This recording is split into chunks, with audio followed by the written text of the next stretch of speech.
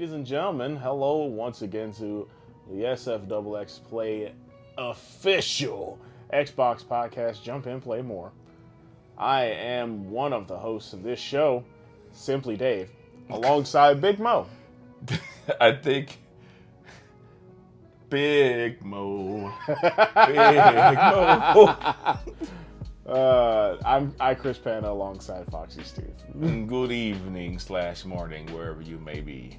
So, we have a really basic show, really short show. It's going to be great either way because all we do is talk about Xbox and how it's like God's greatest gift to us all as humans. And we bow to Phil Spencer's huge wiener and Bill Gates' gigantic balls.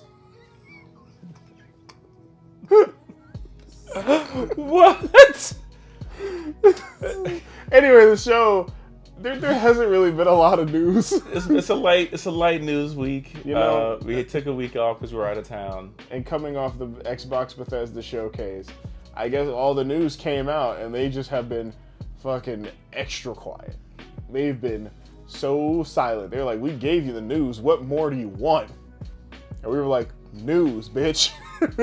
Things to talk about on our weekly show. So it's fine though, because luckily there's always something to talk about in the realm of Xbox. And of course, if you have any idea of what we should be talking about in the realm of Xbox, let us know in the comments by being sure to like, comment, share, and subscribe to this video on YouTube. And make sure you hit that bell notification.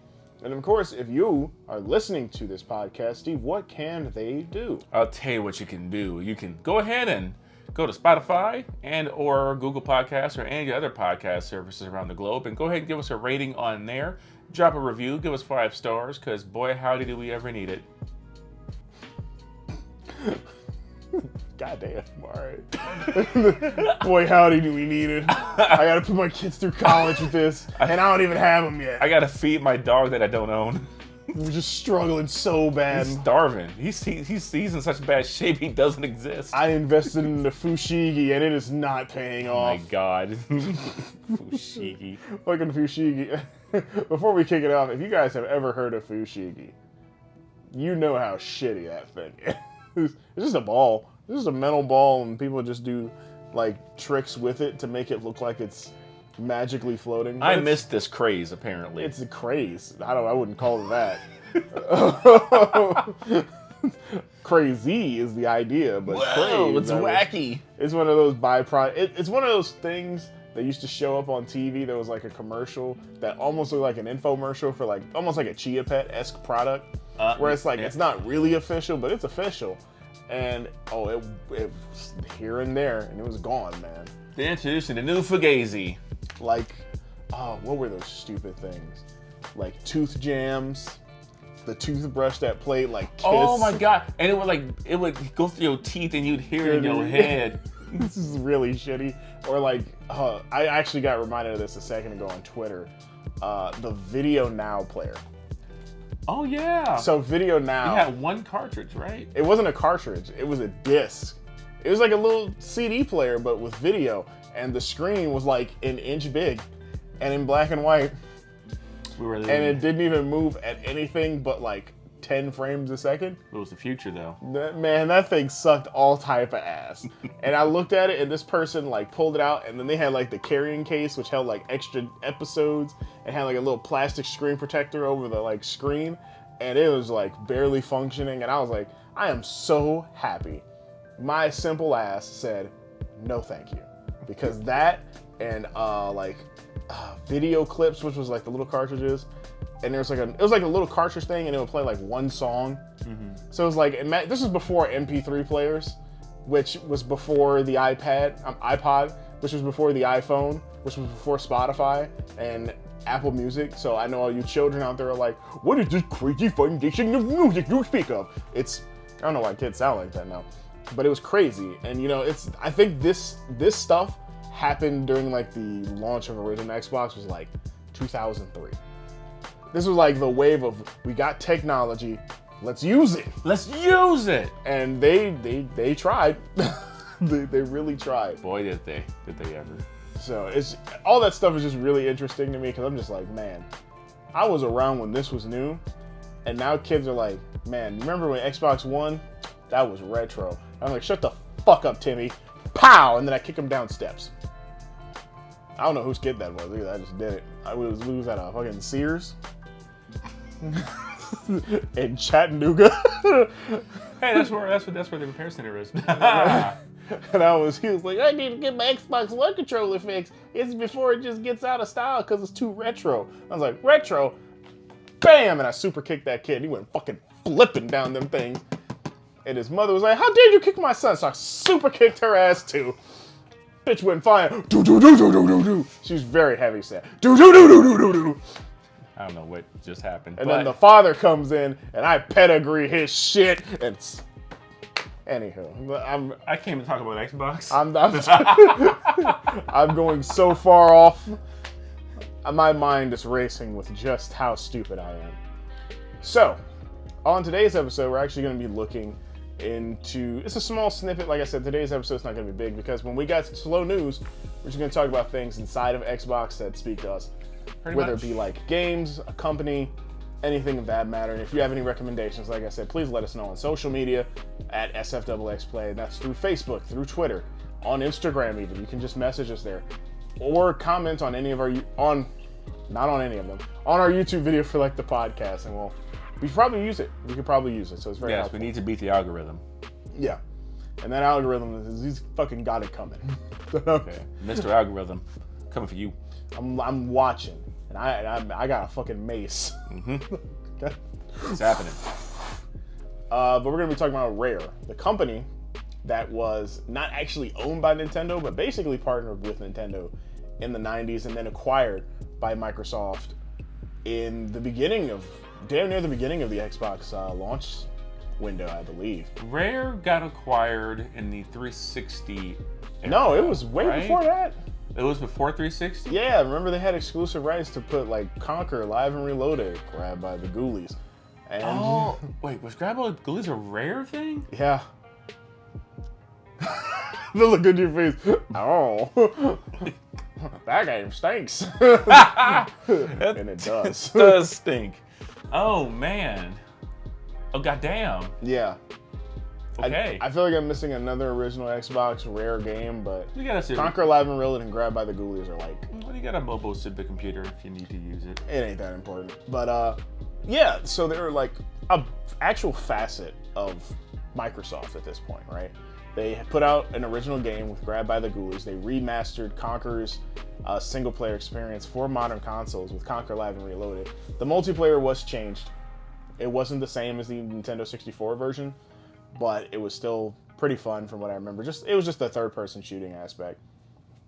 And then they got on 360, Cameo, which was originally an Xbox original game that they basically were making and developing for 360 because the 360 was coming out and they kind of ported over the assets and functionality to the 360.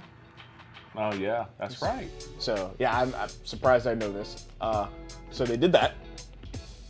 Perfect Dark Zero. Wasn't that supposed to be, like, way different than what it ended up becoming? Perfect Dark Zero was not supposed to be the way it is. Okay. From my knowledge, they had some pretty groundbreaking ideas. It eventually shifted due to just kind of like pivoting, because I think that game was also supposed to be like tail end original Xbox, and then they were like, hey, we need you to, how do you guys feel about making this a launch game for the 360? And they had to like change it to make it be a 360 game. So you know how that goes from one generation to the next. You get the shiny plastic that you get on a lot of early 360 games and basic gameplay. Yeah, it was impressive because of the multiplayer count, and people were wowed by it. But a lot of the ideals of the original Perfect Dark changed, and it kind of wasn't the way they originally expected it. So there were a lot of caveats that got shifted and changed because of it.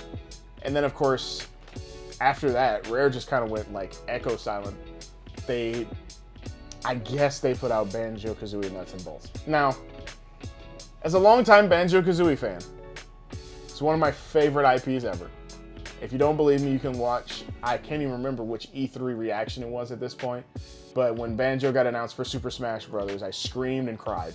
Yeah, I'm pretty sure it's in frame, but there's a Banjo-Kazooie, just chilling holding up. Yeah, I have a Banjo-Kazooie holding up my Xbox One Forza controller. It's all an ecosystem around here. I love Banjo. I really do. If I could get more Banjo memorabilia, I probably would. But man, nuts and bolts.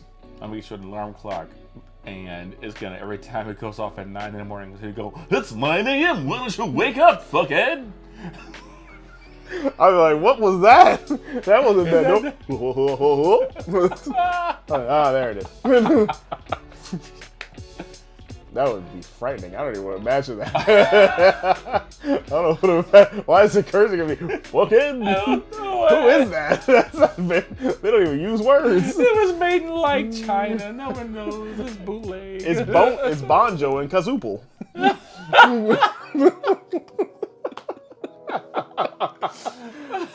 Coming to a wish near you. It's a green bear and a brown bird. Oh, man, this isn't what I wanted. This is terrible. I put next to my jank Michael Jackson memorabilia.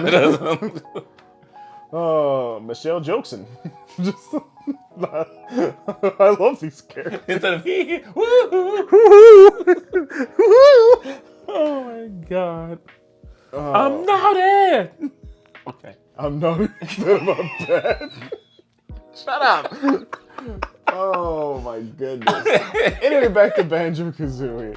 Nuts and Bolts came out, and it was rough. It's only rough because it has Banjo-Kazooie attached to the name. Yeah, because it doesn't have that identity, right? It doesn't have literally the identity of Banjo-Kazooie. There's like platforming sections in the game, but it doesn't actually form well. It's like, this world is huge. Your whole idea of the game is you have to use vehicles and crafting vehicles for this big open world-esque game. And you know what? When you're doing the vehicle stuff, it's kind of inventive. It's kind of like fun, but then it bores you really quickly. So it's like, meh, bleh. It's over and done with. And it's just not Banjo-Kazooie, so it just doesn't translate well. Oh, and I forgot Viva Pinata. I was gonna say, yeah, there wasn't Viva Pinata a launch title? No, it wasn't. It was very close to launch, but it wasn't a launch title. There's Viva Pinata 2. Trouble in Paradise? Trouble in Paradise, thank you. And then Viva Pinata Party Animals, the minigame collection of Viva Pinata. I heard from somewhere, don't quote me on this, I don't recall the source, but I'm pretty sure Microsoft just renewed the rights, the copyright to Viva Pinata.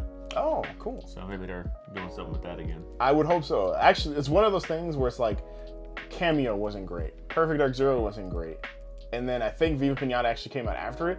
And for what it is, it's not bad. Yeah, it's actually kind of addictive, and it's fun. It's not bad. I played it on Rare Replay really for the first time a few years ago to really sit down with it and be like, okay, what's this about? And it was crazy unique. It is. It's like, I don't even know how to explain. It's like, to me, it's like if you were to mix The Sims and Harvest Moon with just like owning a zoo. Like, that's literally all it is. You're cultivating your land and trying to get it appropriate for certain creatures to come in, so you can kind of like catalog everything while trying to keep the bad people and the bad things away from it. And it's very interesting. It's kind of addictive. If you're into that sort of like gameplay aesthetic, like Animal Crossing, Stardew Valley-esque sort of like play style, Viva Pinata is worth a try. And like you said, it's on Rare Replay, which I believe is a part of Game Pass. Oh yeah, absolutely. So it's no reason not to try it. It's backwards compatible 360 games, so even if you got those, play it. It's pretty fun. It's listed on there. It's not even like Rare Replay. I don't think isn't necessarily a thing on Game Pass, because everything in Rare Replay is just available on Game Pass. It is, because Rare Replay has certain things that aren't just available through Game Pass, like Saberwolf and what was it? Like Killer Instinct Gold. Oh, okay. And Battletoads. So it's very interesting though. And then of course on 360 they also did re-release the original Perfect Dark on N64 and Banjo-Kazooie and Banjo-Tooie. So Rare did a lot. Not to mention they basically headed the Xbox avatars, if I'm correct. Yes. Rare was responsible for the avatars. And Kinect? And a lot of, not like the development of Kinect itself, but for a lot of the Kinect software. Yeah. Like Kinectimals. They did Kinectimals. I think they were responsible for Kinect Sports, I might be wrong. Yes, Kinect Sports. They were. Yeah, which actually wasn't bad. Kinect Sports and Kinect Sports 2 were the best. Those were, next to Dance Central, those were like the shining stars of like the Kinect. And everything else was just like, this is neat, but it kind of sucks. Yeah. Yep. That's all the Kinect was. I feel bad because the Kinect is like, it's an amazing piece of hardware and it's an amazing piece of technology. And people still actually use the original. I think they use the newer Kinect for like medical stuff. Yeah. Yeah. The hospitals use the Kinect 2.0, I guess, for scans and stuff like that, because it has a really, I guess at least at the time, it had a really good camera for that kind of thing. So. And it's insane. That's all it's like, for what you're paying for, it's the execution, very lackluster. Like Dance Central, like we said, fantastic experience. Dance Central was It dope. tracked you very well. Kinect Sports was very fun. It just felt a little lifeless in places. But the first time you do it, it's like, wow, you're actually controlling everything and there's nothing. But then the novelty does wear off because not everything is precise. And that's what kills it. Like the Wii had more precision. There was a little bit more physical hardware and some games did track it better. Granted, there was still the stinkers because you can't have one without the other. So, but Kinect is still, by and large, something amazing. And then that's when Rare kind of just like vanished from making games. They were just like a background asset for Microsoft. For me, it was like one of the biggest bags Microsoft dropped is Rare. Yeah, and Rare employees felt it too. I think they expressed their disdain a little bit. Like Yooka-Laylee was ex-Rare employees that wanted to make a traditional platformer, but obviously since they were with Microsoft, they couldn't do that. Yeah, and Yooka-Laylee didn't go well. It didn't go well. Like some people really like it. Yeah, some people do. I tried playing the original Yooka-Laylee, and it doesn't hit for me either. No, it's so empty. It's devoid of a lot of the personality that makes something like Banjo interesting. Yeah. I haven't played the second one yet. That's more of a side scroller. I have. Impossible Lair is better. I still don't like it. I think it is a very acceptable 2D platformer. But in the 2.5D era of platforming games, in a world of amazing stuff, acceptable isn't gonna really. Look, I just got finished watching SGDQ, Summer Games Done Quick, for those who don't know, and they did a speed run for one of my favorite games, Donkey Kong Country Tropical Freeze. I know it's an Xbox podcast. Sue me. I love that game. Yeah, I mean, there's a Rare connection there, though. There is a Rare connection, which is even more hilarious because they did Donkey Kong, for those who don't know. And that game is, to me, one of the pinnacle examples of like 2.5D platforming. And Yooka-Laylee Impossible Lair is very similar to that, but has none of the fluidity, speed, charm, and polish. It's just like, this is interesting. The stuff in it is cool, but it's kind of meh. I think Impossible Lair is on Game Pass. It may not be. I know it was at one point. It may still be there. I just try it for yourself. That's all I'm saying. I may not be the advocate for it. I've played things like Super Lucky's Tale, and I thought the game was okay. But I know people who are like, yeah, it's really fun. I'm like, it just feels empty and lifeless. Well, it doesn't feel empty and lifeless. It just feels too easy. Like, you can definitely tell it's a kid's platforming game, but it feels just a little too easy. Like, there isn't like any challenge or anything that makes me go, man, I'm glad I know what I'm doing. It's just like, meh. So, but like we said, Rare was doing that and employees left.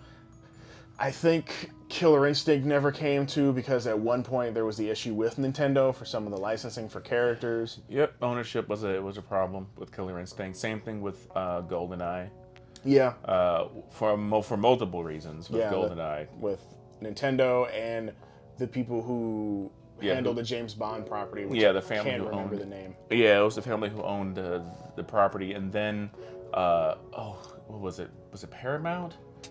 MGM? One of the big ones bought the license, and now I think it's MGM because they're the one with the lion, right? Yeah. Yeah, it's MGM. So they bought the license to GoldenEye, to James Bond in general, and so then Rare may have made it, but Nintendo published it, then somebody else owned it. That's why there has not been a re-release of the original like GoldenEye game. Yeah, it sucks too because that's for a completely different topic that I think Steve and I could just like rant on, maybe make a good video for, not like for a podcast, but just James Bond in general for video games. Because Oh man, bonding gaming. Hell yeah, that's an idea to keep in the pocket. I like it. because good heavens, man, like There's so many. Goldeneye was great, and then like after that, I think EA just got control, and they had like ups and downs out the ass. Like it was just nothing was quite the same, and it sucks because like Rare truly crafted something amazing with the original Goldeneye. It was like the pioneer.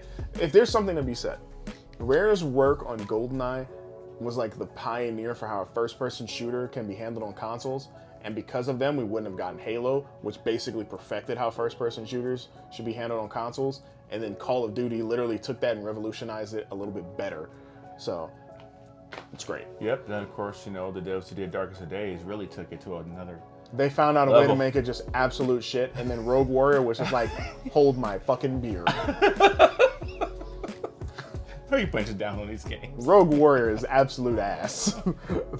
if you want a game for us to play, someone send us a copy of Rogue Warrior on 360. It is awful. It is. It's quite terrible. It's very bad. I think it's one of those games where I'm like, I have an achievement or two in, and I'm just like, really wish I didn't have an achievement in this game. Shout out to you for just even I did not. That was We were working at GameStop. I remember because you and I were in the same GameStop at the time, and we had the TV on, and they kept playing that damn Rogue Warrior commercial for just week in and week out, and I'm like, let me check it out. Checked it out and brought it back the next day. I was like, ooh, this game is bad. Nobody bought it. I wonder why. They knew. It was terrible. And I've played bad games. I've played Ride to Hell, which you can find on this channel. And Nightmare. Ride to Hell is definitely worse than Rogue Warrior. It's definitely worse. But Rogue Warrior still sucks ass, so. But yeah, like Rare just kind of like fell off to the deep end.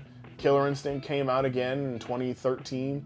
Not done by Rare, owned by Microsoft, done by Double Helix, then Iron Galaxy. And then they finally announced Rare's working on a new video game. Everybody lost their marbles, and it's been Sea of Thieves. And initially, Sea of Thieves was pretty bad. The reaction wasn't great for Sea of Thieves initially. No, it was bad. Yeah, because first of all, it wasn't what people really wanted. No. And then for another, when the actual game didn't have any content really in it. Nope. And then when you realize that you couldn't really play the game by yourself because you needed everybody else to also run things on the ship. Yep. It's like, well, this is I didn't want any of that. Yeah, it was an experience that left a very bitter taste in people's mouths. But we're stuck with it, and they revolutionized the game because it went from being a turd to being pretty good. Yeah, like I just re-downloaded it. Full 180. I just re-downloaded it. Other people have too, so I can get a crew together, so I can really get in there and spend some time with it. Because all this new content, the Pirates of the Caribbean stuff they had, I think that was last year, maybe the year before, it looked really interesting and compelling. All this new content in there, like I want to really jump in there. And I didn't realize it was still like consistently like popular. This whole time. So I'm like, okay, it looks a hell of a lot better and more interesting than whatever, I don't know, Skull and Bones is supposed to be from Ubisoft. I assume that game's canceled. Fam, I don't know anything about Skull and Bones. I haven't heard anything about it. I remember when they announced it because people were like, oh my god, it's like a sequel to Black Flag. And they were like, no, it's not. And people were like, what? We're just so confused. Hate the ship combat, right? But then make it like less interesting. And then make it the whole game. The whole game. No. But yeah, it's nice to see Rare kind of killing it with Sea of Thieves now. A lot of talented people there. I guess my question would be, what happens next? Yeah, I think that's the biggest thing to go off of, because now we're to a point where Sea of Thieves has been around for almost 6 or 7 years. They've been consistently putting out content for it, and that's great. It's doing exactly what No Man's Sky has been doing as well, which you can play both of those on Game Pass. I have to do that because we're a show, and hopefully Microsoft hears us and just gives us free Game Pass, and I'd take it. Larry Herb How's it going, buddy? Major Nelson, man. How's it going? We love you. I've been an Xbox Live member since 2004, brother. Or whenever it damn near started. I wish it would track that because, boy howdy, my thing is long in the tooth. But right now, it's like Rare's probably next big thing is if they stop doing things for Sea of Thieves, they probably got to be like, well, it's time to hit the grind and make another new IP. I feel like Rare is the type of company who wants to try and innovate more. That's kind of how they always have been. And I kind of wish if they still had some people that at the current Rare Studios to go and work with people who are working on Perfect Art, provide storyline input so you can help with the world.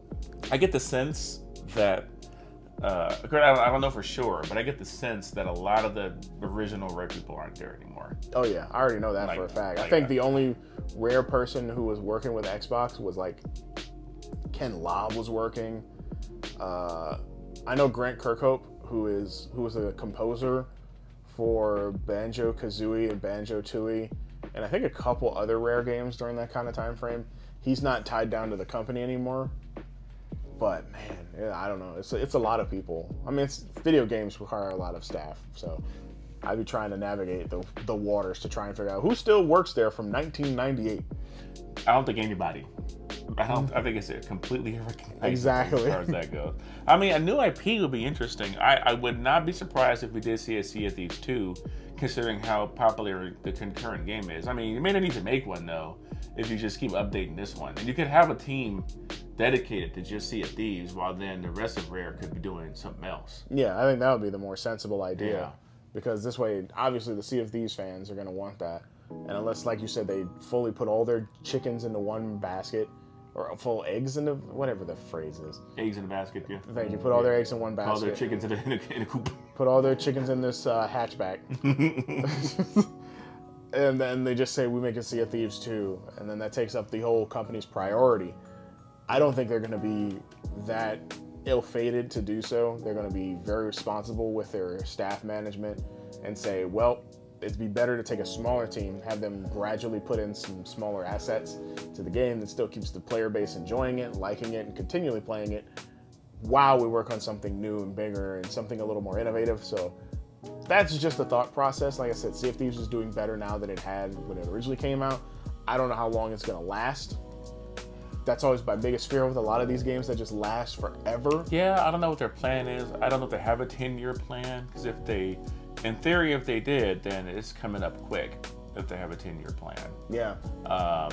And then after that, I don't know what they're going to do with Sea of Thieves. Again, I could see them doing just straight up Sea of Thieves 2, a la, Destiny 2, that kind of thing. Maybe some stuff would carry over, but it'd be probably a, new assets, fresh start kind of situation. All the visuals or whatever. Or we could finally get that Conquer sequel. I mean, you could. I mean, you would have to...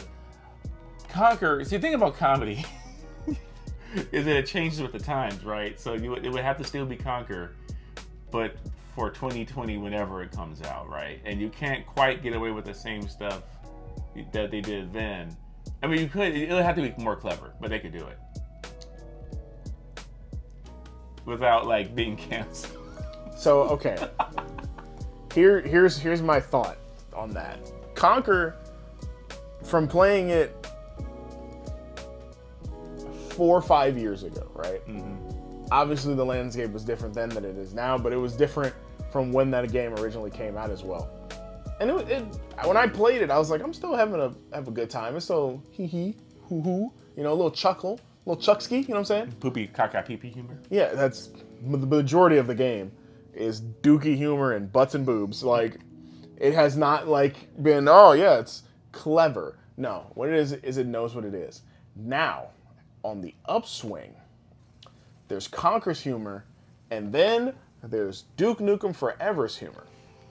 Yeah, now, okay, that game was not only unfunny, but nothing aged well. Mm-hmm. It's like it tried too hard. That's the thing where it's you can have that level of comedy as long as it isn't unapologetically offensive. then it's fine. Like, you can still be funny and crash. It's just that I think a lot of people are more sensitive to certain topics and subjects that you have to atone to the audiences at play, because you don't want to put your company at risk or be badmouth for anything that you may think is funny that will not come out as funny. Yeah, like South Park, I think, especially the games, how it draw a really good line of how to be funny, how to have that kind of offensive South Park humor, but then not be so horrible that people are enraged and calling for the games to be canceled or whatever. Well, that's because Matt Parker and Trey Stone are geniuses. Yeah, they're comedic geniuses. Yeah, they know how to satirize a serious topic, but also have a point. I think even then they said, I'll never forget, this is a hot button issue, and I remember it was people's use of the word, the F word. Not fuck, but the other F word. Yeah. And I won't say it on this podcast because obviously I'm not using it in a contextual sense to make a point, but I'm just saying that they had it, and they were calling these bikers that name. Mm-hmm. The boys were, it is, if you've never seen this episode. And they was like, boys, you can't say that. And it was like, why not? And it was like, yeah, you can't say that. They had a homosexual friend, and they didn't call him out his name. They said, no, he's gay. It's whatever. But those guys. And then they had to explain to the town, it's like, no, we're not being insulting to the homosexuals or anybody that's gay. We're just using that phrase against those people because they suck. And I'm like, that's very genius to take that spin and explain that this is the mindset of people who usually use that word. They don't use it as an insult to anybody's like gender preference or sexuality preference. They use it towards that.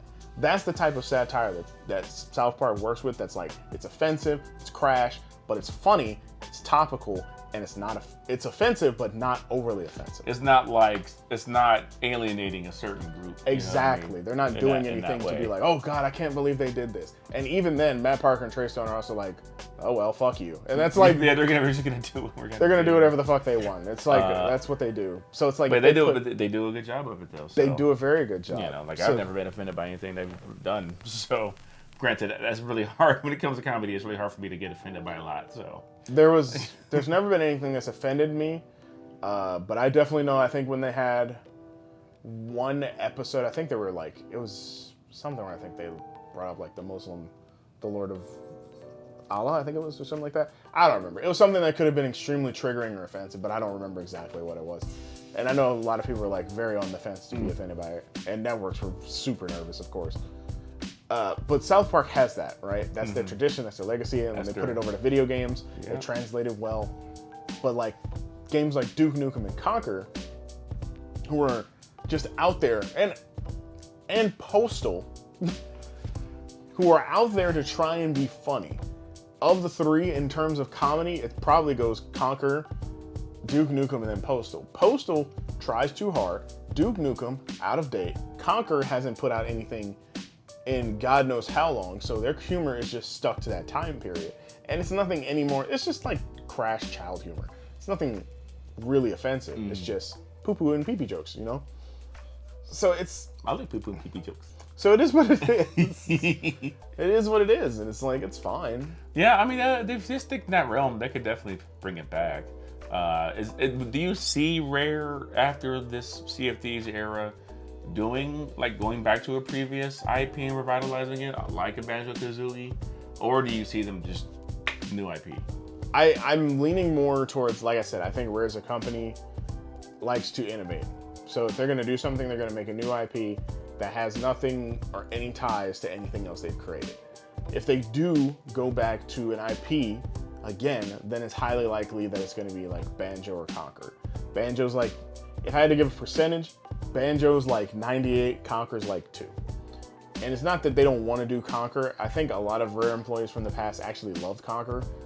It's just that I think nobody would care. If they were to present a Conquer game now, nobody would care. It wouldn't hit like a Banjo. Like, it doesn't have the same cachet. Banjo at least has like the family-friendly atmosphere, and because they were putting Super Smash Brothers, yes, there's a likelihood that people would gravitate towards that and kids would gravitate towards that. Because it's not like any of the other Xbox IPs that were like from the olden days that were more kid-friendly. Like even, like, and Viva Pinata. Actually, I'd take the Banjo percentage down to like 95, Viva Pinata up to like 2. Slide it in there. Yeah.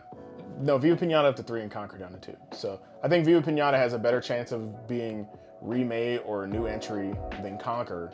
But I think Banjo's probably at the top of the list. I just think Viva Pinata is like up there because it is an IP that can like, first off, it would be great because it's a family-friendly IP.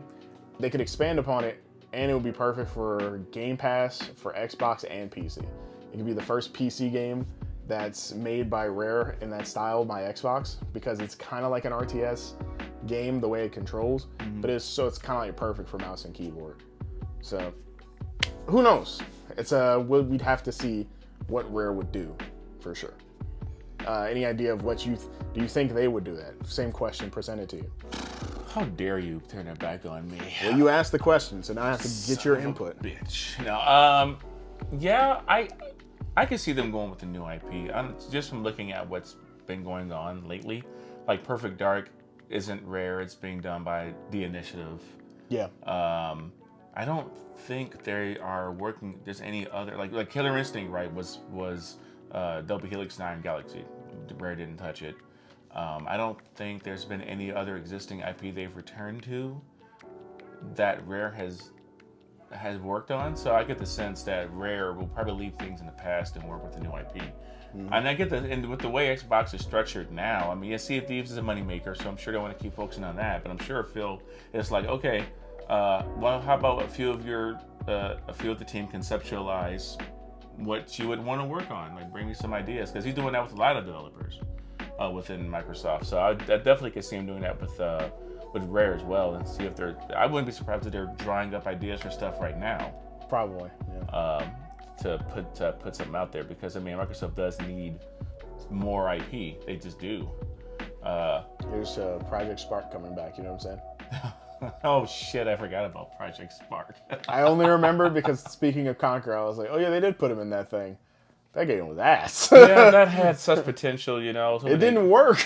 But it didn't work, you know. I was hoping it'd be like Dreams, right? Because Dreams, you can do incredible things in there. And that game sucks because they didn't advertise it. Yeah, it's weird. It's like, and people are still making things in Dreams. I know this is Xbox podcast, but like, yeah, people are making incredible stuff in Dreams, all these things. And I don't know if Sony's doing anything where people can like pretty much own what they make in there to then get it out of Dreams to make it a proper game. But like Spark could have been that, and it just wasn't. Yeah, it just didn't hit. Was that Rare? That might have been Rare. I don't remember. Thieves. I have to look that up. That's a question that's gonna have me actually open my phone, because I'm like, I don't know that actually. What the hell was Project Spark? But yeah, I can totally see them doing something new. I would love to see an RPG from Rare. No, it was Skybox Labs. Never even heard of them. I wonder what they did before and or after that. That's a question. Oh boy. Connect Nat Geo. Age of Empires 2 expansions. They worked on EA Sports UFC as a co-develop. Project Spark co-developed with Team Dakota. Are they still around? Let's see. Look at your face.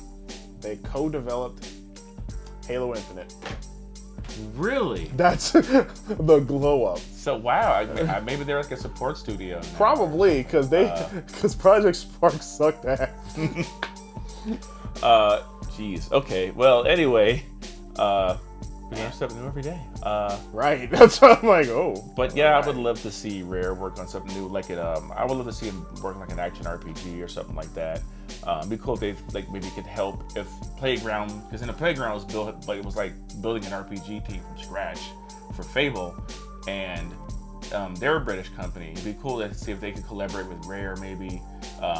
Because Rare is pretty good with, at least they used to be they're good with like humorous stuff, British humor.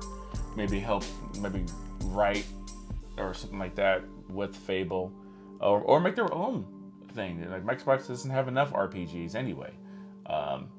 something like that. I think it'd be really cool. Because I think you can do more than just like a 3D platformer. You think you can do that, but then you can elevate that to something more than just a basic 3D platformer to give it more legs and give it a little more depth. Yeah, for sure.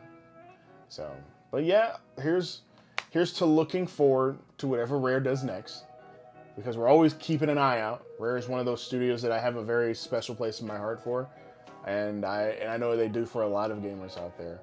Yeah, so, I just came up with a name for this thing. This was our developer spotlight episode, and this time it was Rare. Look at that. I'm a branding fucking genius. Okay. I feel good about that. I'm going to go and drink some Kool-Aid. Straight from Simply Dave, right? Oh, no. It's Kool-Aid. It's terrible. Oh, Simply Dave, you listening? We love you. We love you so much. He's going to hear this back and be like, what the fuck y'all say about my Kool-Aid? It was good, man. No. Ain't had no sugar in that bitch. No sugar in it. No. Anyway. But, with that being said, I think we're good for Rare. So let's get to wrapping up this podcast with, of course, the tail end stuff. What is our Xbox Game Pass pick of the week? Pick of the week. Pick of the week. So, what is your Game Pass pick of the week, Foxxy Steve? My Game Pass pick of the week was going to be Elder Scrolls Online, but I have not had a chance to actually play that shit yet. But what I did do was also download Naraka Blade Point. You okay? I love it. It was going to be this, but I didn't play that shit. I saw that it wasn't on PC. It's only for the Xbox. It's only for the actual system, which is weird. I don't know why you have the MMO not available on PC Game Pass. That's an odd thing. But anyway, I'm probably going to try that out next week. But this week I did get Naraka Blade Point. Because I hadn't really heard of it, or at least I forgot about it existing until it came to Game Pass. So I tried that. I did a solo in there. Won my first solo match because I'm a video game player. Then I got into some duos with a friend, and we got clapped appropriately. But the game is fun. The game is pretty fun. They have you do an intro sequence with a bit of story, and of course the writing and the voice acting are both terrible. The visuals are good. I enjoy the way they set it up. It's not. Is it? I don't think it's free to play.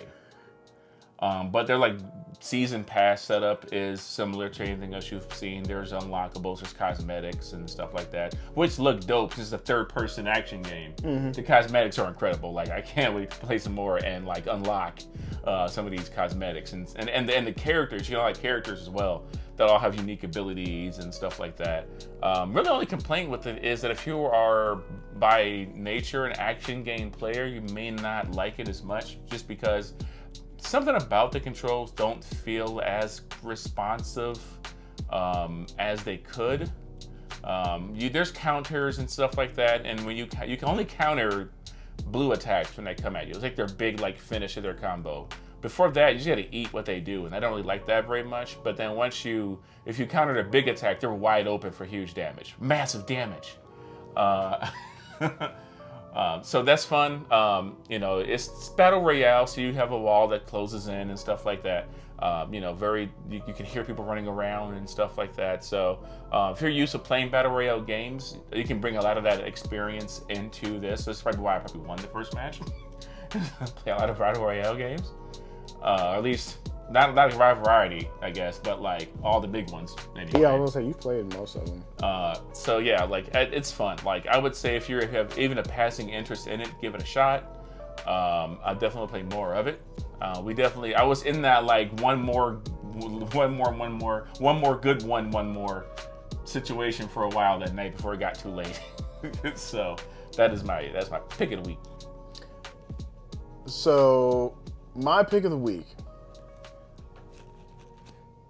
I have to remember if I recommended this game on the last episode. The last episode. My memory. Is that Lawn Mowing Simulator? The last one we did, I'm pretty sure you did Lawn Mowing Simulator. Because, we took a week off. We took a week off, and we do stuff in between. So when we record these things, and I don't listen back to them all like that, so it just out of my brain. There's only one way to handle this. I know what I have to do. Are you pulling up the podcast? I am going to Spotify. And I am going to listen to the last... Oh, God. Hello. There's a lot on there. Okay. Well. Jesus, okay. All right, hold on. Hello. Nope. You shut the hell up, me. All right. I can do this. Hold on, guys, because, this is the part where everything gets scuffed. No problem. Guys, let me tell you about our trip that we had out of town, right? I went back to Chicago. That's where I'm from. And we got to experience downtown, right? And it was amazing. There was water. There was clouds. We got to see AEW Forbidden Door. Phenomenal wrestling event. We saw Money in the Bank last night. Speaking of wrestling, didn't like the finish. It was too predictable. Cool. There we go. I was pulling in time. It's great because all I had to do was listen to my explanation to see if it was my pick of the week the last time we recorded. Mm-hmm. And it was. This is why I had to double check, because I was like, I feel like I did this, but I'm not sure. Okay. Because last week was Turtles. Ah, that's right. It was Turtles. Shredder's Revenge. Yeah. And I thought, I was like, when did this come out for me to say, do this one again? Good. So, luckily, I'm giving the safe bet, because I was actually going to recommend it the same week I did Lawn Mowing Simulator, but I chose against it because that game captivated me like a hypnotic drug. But this week, I am recommending MLB The Show 22. Oh, yeah. Oh, dear. That's right. I recommend this game. I dropped the ball on that one. I got to get a rematch at some point. I'm going to learn how to play it.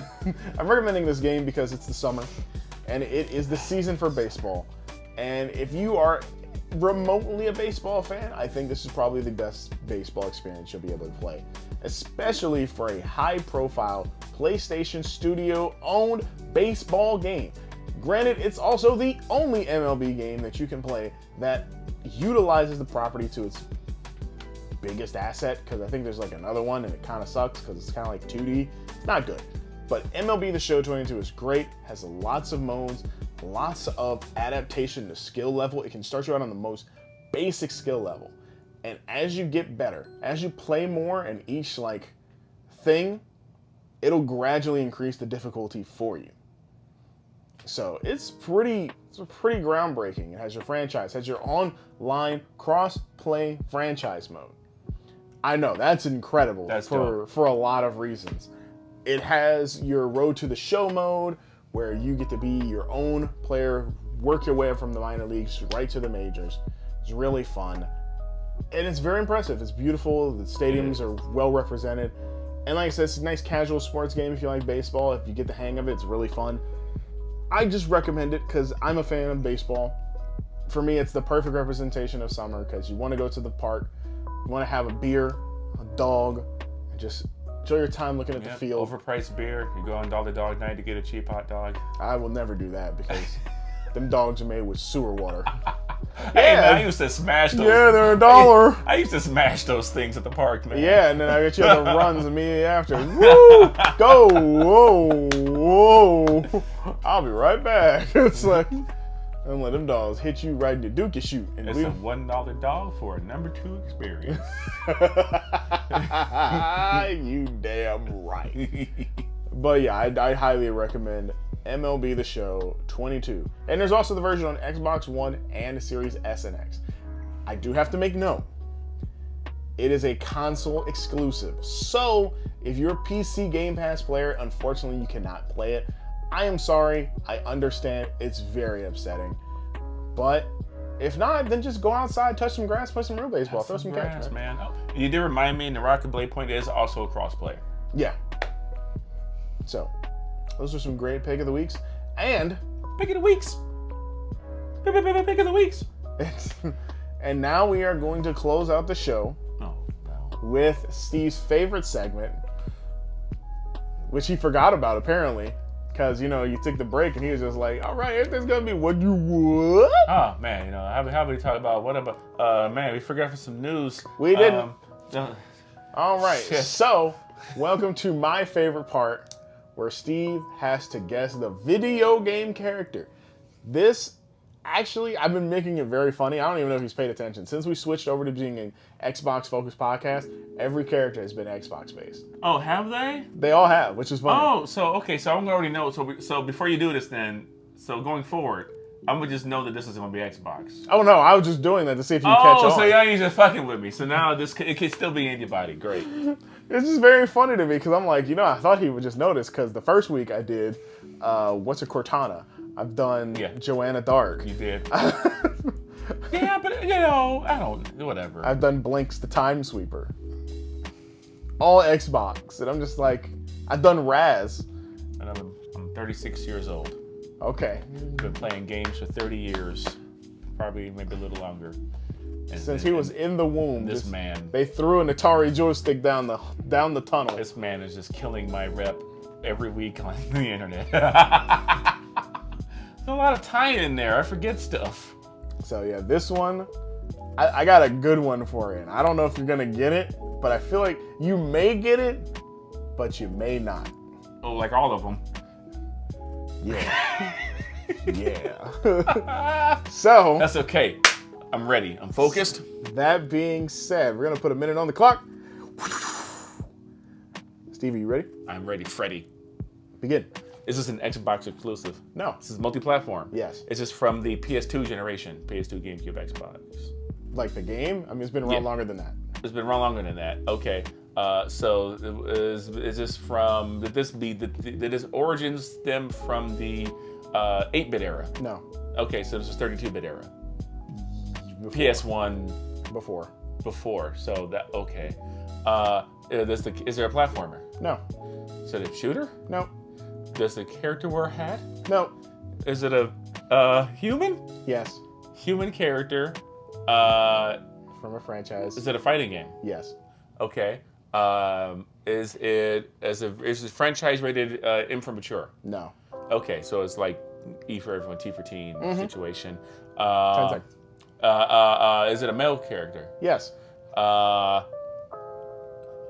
Is it from the Street Fighter franchise? Yep. Okay. All right. The time is up. So, what we've gathered is that it's a male character from Street Fighter. I'm so fucked. It could be anybody. It could be fucking anybody. No. I don't think anybody wears a hat. That doesn't wear a hat. I'm so screwed. I love it because it's perfect. Send him home now, people, because I ain't getting it. What's your guess? You know what? I would just go, I don't know why my mind went here, but I'm going to just go Dalsim. It's not Dalsim. Who is it? It's Luke.